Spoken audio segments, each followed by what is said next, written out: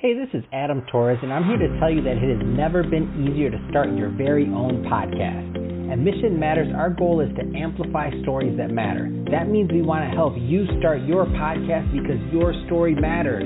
We can do this in 3 different ways. 1, join our podcast school and take a free or paid course. 2, visit our resources page where we've already figured out what you need, such as where to host your podcast. Or 3, heck, we can even do everything for you through our podcast agency, including editing for cheaper than you can do in-house. Oh, and no contract, service is month to month. Get started by heading over to missionmatters.com and click on Start a Podcast. All right, now let's get into the show.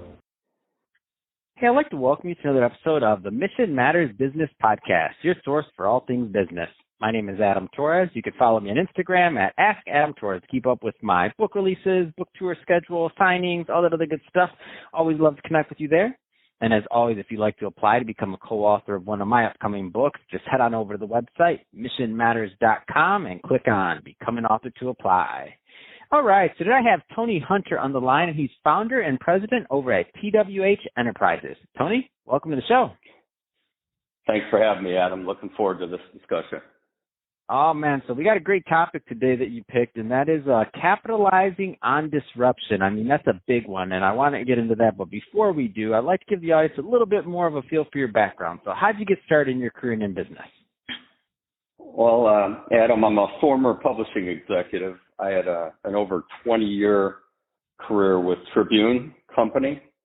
And the highlights of that was at the end of my run there, I was the publisher of my hometown newspaper, the Chicago Tribune, and the CEO of Tribune Publishing. And that was during what I call my degree in School of Hard Knocks.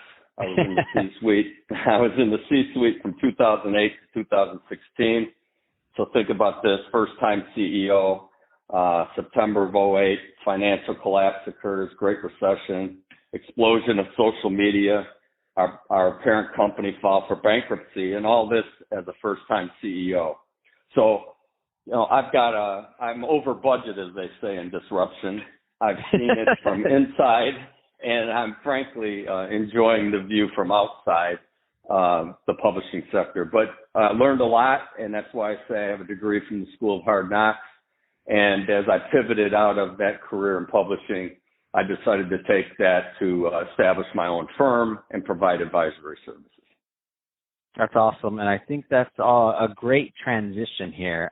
So before we get into the topic, though, at the end of this, I'm going to give you the opportunity to leave your website or however else somebody else can connect with you and your team over at TWH Enterprises for advisory services. But I want to make sure that the right types of individuals and or organizations connect. So what are the types of clients that you typically like working with? Well, I've worked with clients, of course, in the publishing sector, having my experience there. And I'm currently chairman of the board of a cannabis company, an Illinois-based cannabis company, Revolution Enterprises. And I've also done some work in nutraceuticals. I work with big companies and small companies because from my perspective as an operating executive and leader, there's a lot to learn. Big companies can learn from small and vice versa. So I've worked across those sectors, and I also do a lot of work with young emerging executives, whether that be in mentoring, career development, or helping them develop their leadership capabilities.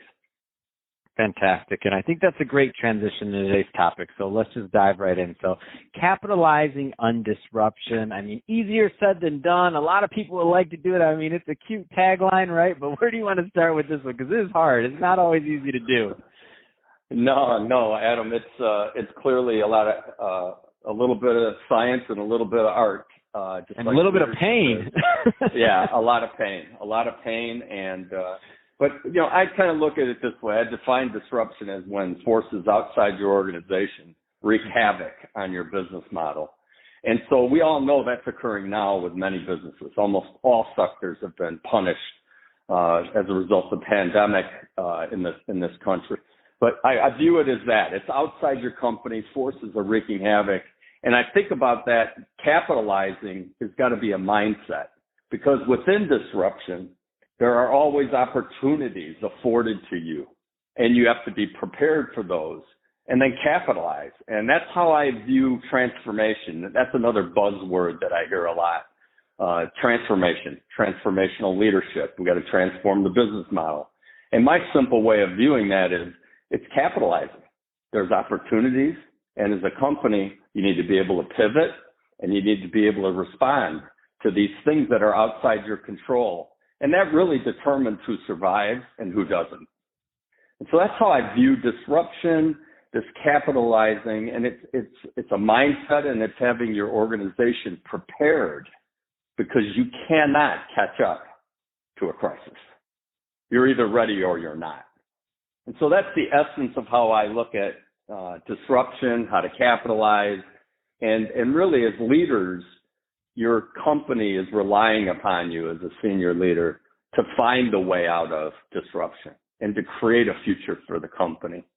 And I believe that's, at the core of succeeding is having great leaders that get the best out of the people that work for them.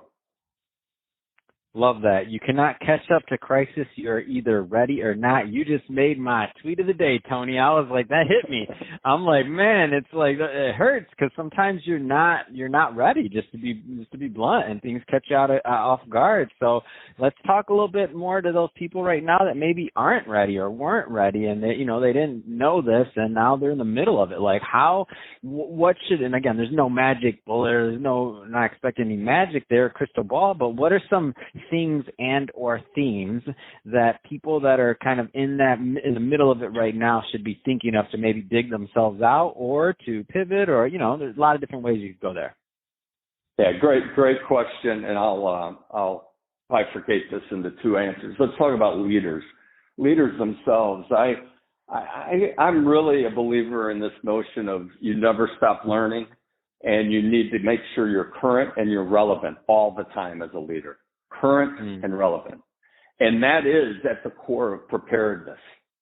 That if you're not current on what's going on today, you're not relevant and able to relate to people in your workforce. And to do that, you need to be adapting along the way. You need to evolve your style along the way, and then occasionally reinvent yourself, because the circumstances around you are constantly changing. And if you stand still, you fall behind. And as a leader, I'm just a big fan of this notion that you're never done. You can always grow. You can build your toolbox much deeper and much broader. And as a leader, that's how you get yourself ready for these moments when circumstances and opportunities collide, and you are like, I'm ready.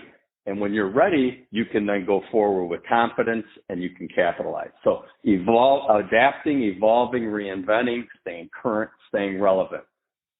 We don't have enough time, Adam, to go through that, but to me, that is what great leaders do, regardless of whether they're been in the business for 10 years or 50. And greatness is when you stay relevant over decades. And that to me is like the North Star for being a great leader. As a company, I've coined this term, it rolls right off your tongue, Adam, org agility. And when I think about companies succeeding in this kind of an environment and being prepared, I think about the ability to implement ideas quickly, and you said it, to pivot frequently. Because one thing's certain, you rarely get the idea right in the first place. It's iterative. You need to pivot. There are unforeseen circumstances. So I define org agility as, the ability to implement quickly and pivot. But to do that, leaders should be developing their organization such that everybody understands the mission and the values of the company. Everyone is action-oriented. The worst thing is doing nothing. Having alignment and accountability across your organization. Something that's not sexy, Adam, and a lot of people like to, kind of pass this over. But to make sure people are held accountable and there's alignment across the organization is another thing I've learned the hard way by not having it. And then last, I love this one. I love competitive and innovative organizations that not only love to win, but they hate to lose. And so therefore, they're constantly pressing on the new ideas. constantly looking at ways to take share. And when you have that kind of an organization, disruption is a bump in the road. But when you don't have that, it sometimes paralyzes organizations. So you need to develop that kind of organization and develop yourself as a leader, as I defined it.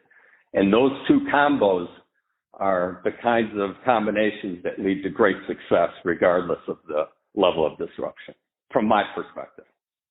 Man, Tony, that's well put, number one. But number two, what book is all this in? Because I know my audience is going to want more of this. I know you have to have a book out there with these concepts in it, right?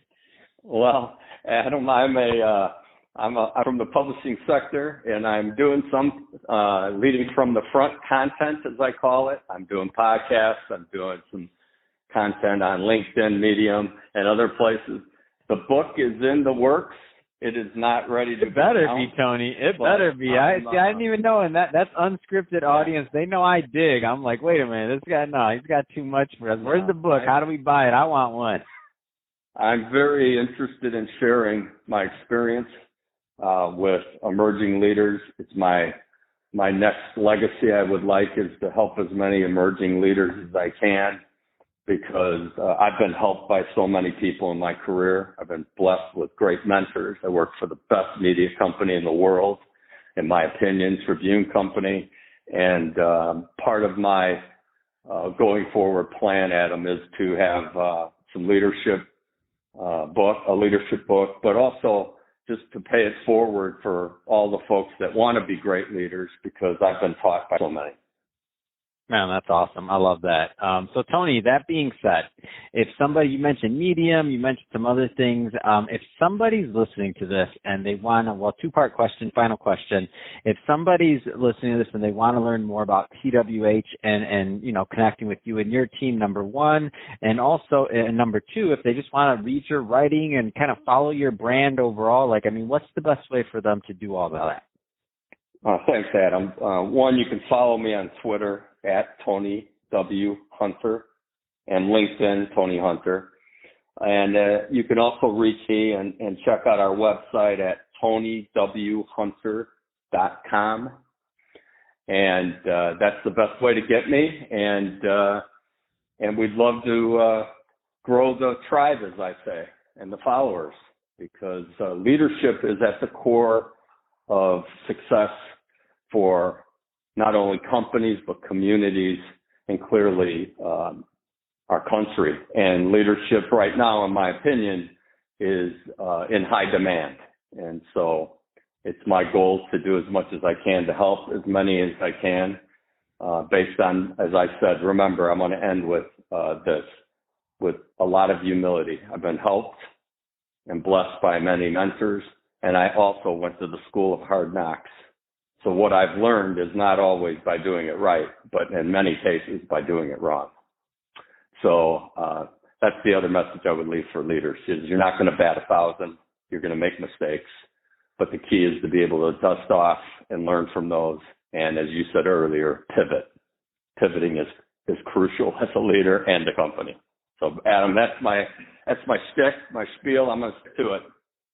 I love it. I'm a fan, and when this book comes out, you better connect. Put me on your list of media resources, because I definitely want to get that interview in, and I definitely want to help bring that book to my audience and readers also. So awesome stuff there, Tony, and thank you again for coming on the show. It's been a pleasure. To the audience, as always, thank you for tuning in. Hope you got a lot of value out of this. If you did, don't forget to subscribe to the podcast, leave me a review on the Apple iTunes Store, and if you're watching this on our YouTube channel, Mission Matters Business, definitely give us a subscribe there, but also leave us some comments in the video. I'd love to know what kind of projects and things that you're working on. And Tony, thanks again for coming on the show. Thanks, Adam. My pleasure.